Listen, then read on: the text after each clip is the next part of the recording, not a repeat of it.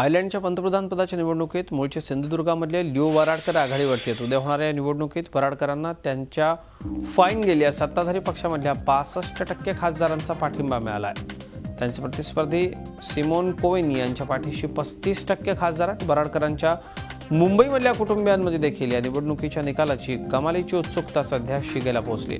Leo यांचा स्वभाव, आवडीनिवडी, त्यांची कार्यशैली, मराठी संस्कृतीबद्दल त्यांची मतं, तसंच ते समलिंगी असल्याबाबत त्यांच्या कुटुंबियांना काय वाटतं हे जाणून घेतले माझे सहकारी दिनेश दुखंडे।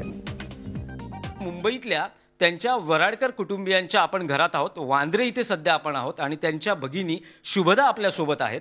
सध्या वराडकर कुटुंबियांमध्ये या निवडणुकीच्या निकालांविषयी काय वातावरण आहे, किती उत्सुकता, किती कुतूहल, किती अपेक्षा त्यांच्या निर्माण झालेल्या आहेत हे त्यांच्याशी बातचीत करताना आपण जाणून घेणार आहोत। संपूर्ण वराडकर कुटुंबियांमध्ये काय वातावरण आहे? एक थोडीशी हृदयाची धडधड वाढली असेल, थोडीशी आनंद आणि थोडासा तणावही असेल, खूप अपेक्षा असतील। काय सध्या चाललं आहे वराडकर कुटुंबियांमध्ये? आनंद तर आम्हाला सर्वांना खूप आहे, त्याच्याबद्दल अभिमानही आहे आणि जसं तुम्ही म्हटलं तसं थोडंसं एक टेन्शन, थोडी धडधड वाढलेली आहे। पण आमच्या सर्वांच्या प्रार्थना आहेत आणि आमची आशा आहे की तो नक्की पंतप्रधान होईल। आणि मला वाटतं की आपल्या पूर्ण भारतीयांच्या आणि आयरिश नागरिकांच्याही त्याच्यासोबत शुभेच्छा आहेत, त्यामुळे तो जिंकेल असंच वाटतं आहे। ही निवडणुकीची प्रक्रिया नेमकी कशी आहे? कारण ती प्रक्रिया सुरू झालेली आहे आणि आता फक्त निकाल घोषित होणं शिल्लक राहिलेलं आहे। त्यामुळे अगदी थोडक्यात सांगाल की कसं असेल ते आणि साधारण किती वाजता त्याचा निकाल येणं अपेक्षित आहे?